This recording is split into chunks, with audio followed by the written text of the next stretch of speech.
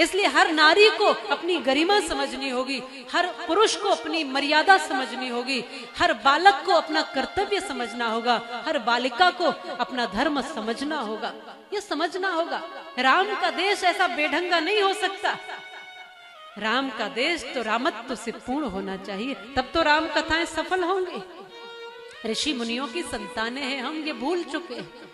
इसलिए पुनः कुछ अच्छी कथाओं को सुनो, पुनः कुछ अच्छे ग्रंथों का स्वाध्याय करो, अच्छे चरित्रों को पढ़ना शुरू करो। आज से एक चीज और ले लेना, हर रोज एक अच्छा चरित्र पढ़ेंगे आप, या तो किसी संत का, किसी भक्त का, किसी वीर का, किसी विदुषी का, किसी वीरांगना का, किसी क्रांतिकारी का, किसी देशभक्त का, एक एक करके आप प्रत्येक दिन, अब से आप एक नियम ले लो, कम से कम पूरे श्रावण मास के लिए एक नियम ले लो कि हम संतों का चरित्र पढ़ेंगे, हम भक्तों का चरित्र पढ़ेंगे, हम वीर वीरांगनाओं के चरित्र पढ़ेंगे। एक चरित्र रोज पढ़िए और फिर अपने बच्चों को पढ़ाइए, अपने बच्चों को सुनाइए, तब जाकर के राम प्रकट होंगे। राम ऐसे ही प्रकट नहीं होते। कलयुग है आज,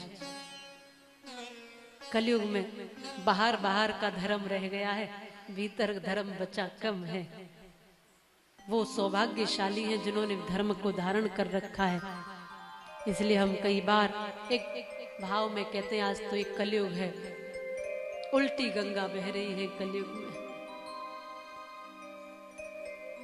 घर में कुत्ते बिल्ली को पाल सकते हो, माँ बाप को नहीं रख सकते।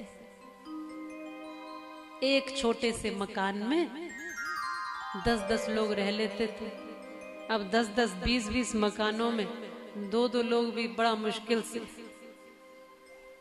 समय बदल गया, जीवन बदल गया। तो कैसे रहना है गृहस्थ में? एक घर का राजा और एक घर की, और ये आप राजा बने हो कहें ये तो दासी, चरण दबाओ। लक्ष्मी जी जैसे दबा रही है भगवान विष्णु। किसने बनाया होगा ये चित्र? हाँ, विष्णु भगवान लेटे रहते हमेशा, कोई काम नहीं कर रहे, कोई भी काम नहीं कर रहे, और लक्ष्मी जी फिर भी चरण दबाए जा रहे हैं। थक कहाँ गए वो? बोलो। फिर तुम उदाहरण देंगे कि लक्ष्मी जी तो सेवा कर रही है भगवान विष्णु की, तुम भी करो, आओ। वो काम से आई है, तुम घर में पड़े और कह रहे हैं कि लक्ष्मी जी भी सेवा कर रही है, चरण दबा। समझो पहले कैसे रहना है, कैसे मिलना है। शास्त्र कहता है यथा नदी नदे सागरे यन्ति। पति पत्नी को गृहस्थ में एक साथ एक मन बनाकर जीना है। संतुष्टो भार्या भर्ता भर्ता भार्या तथैव च यस्मिन्नेव कुले नित्यम कल्याणम तत्र वै ध्रुवम। जहाँ पति पत्नी का मन मिला होता है, एक विचार, एक मन, एक भाव होता है, उन्हीं कुलों में लव कुश ध्रुव जैसी, प्रहलाद जैसी संतानें होती है, वही कुल धन्य होते हैं। और कैसे मिलना है? कहा कि वहां केवल पति पत्नी गृहस्थ में तन नहीं मिलते, क्या मिलता है? मन मिलता है। और कैसे? 2 नदियों का जल मिले जैसे। पहले कहा कि प्रेम हो तो कैसा हो? ऐसे मिलना जैसे दूध और पानी मिलते। और दूध में बहुत सा पानी मिला मिला के दूध वाले बेचते ना, पता भी नहीं चलता। दूध में पानी मिला मिला के खूब बेचा जा रहा है, पता ही नहीं चलता। लेकिन एक जगह फिर उसका भी पता चल जाता है। दूध में पैमाना डाल के देखा जा सकता है, उसको चेक किया जा सकता है कि इसमें पानी है, पता चल जाता है। या आग पर चढ़ाओगे, भट्टी पर चढ़ाओगे तो पहले पानी जल जाएगा, दूध दूध रह जाएगा, वो साथ छोड़ देगा।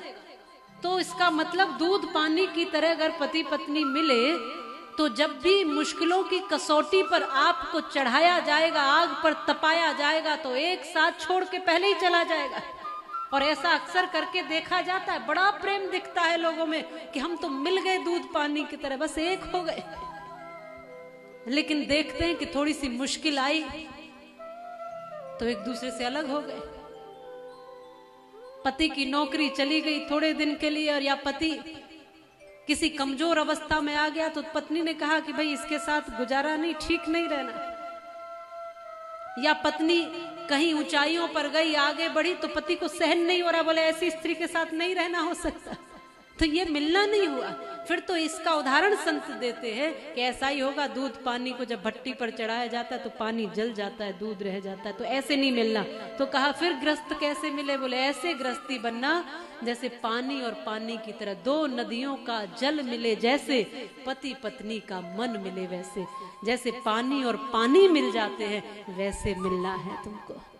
फिर पानी चाहे मथुरा का, वृंदावन का, हरिद्वार, ऋषिकेश, पूरे कहीं से भी पानी लाकर एक बार मिला दो, कहीं कोई भी दुनिया का ऐसा पैमाना नहीं है जो ये बता दे कि ये मथुरा का पानी है, ये वृंदावन का पानी है, या फिर उस पानी को अलग किया जा सकता हो। ऐसा हो सकता है? दूध में तो फिर भी थोड़ा सा नींबू या खटाई डाल दी तो दूध पानी अलग हो जाते, फट जाता है, लेकिन पानी में तुम कुछ भी डाल दो फिर भी पानी पानी को अलग नहीं किया जा सकता। ये शास्त्र कहते हैं, ये संत कहते हैं। इसलिए गृहस्थियों को कैसे मिलना है, कैसे प्रेम से रहना है, पानी और पानी की तरह एक जैसा स्वभाव बना लो, एक जैसे हो जाओ। और कई बार एक जैसा स्वभाव ना भी बने तो एक दूसरे को स्वीकार करना सीख जाओ। ये गृहस्थ की परिभाषा भी है। गृहस्थ का विस्तार ऐसे होता है, लोटा छोटा है, घड़ा बड़ा है, लोटे में घड़े से पानी डालना है तो क्या करना होगा, थोड़ा घड़े को भी झुकना है, थोड़ा लोटे को भी झुकना होता है, दोनों को झुकना होता है। गृहस्थ में ऐसा ही होता है। संपूर्ण गृहस्थ की बात करें तो थोड़ा सा बड़ों को भी झुकना पड़ता है, कभी समय आने पर छोटों को भी झुकना पड़ता है। इसी तरह मिलके हमारा परिवार बनता है। और जो आज के समय में थोड़ा सा झुककर विनम्र होकर अपने गृहस्थ की गाड़ी को आगे ले जा रहा है, वही सुखी है, वही प्रसन्न है। बाकी अकड़ते रह जाओ, अकड़ में कुछ नहीं रखा, अकड़ के रिश्ते टूट जाते हैं। माता पिता से बच्चे दूर हो जाते हैं, बच्चों से माँ बाप दूर हो जाते हैं, पति पत्नी से अलग हो जाते हैं, रिश्ते ऐसे ही तो टूटते हैं। जहाँ अकड़ है वहाँ रिश्ता नहीं चल सकता। जहाँ नम्रता विनम्रता है, जहाँ झुकने की कला है, वहाँ रिश्ता चल सकता है।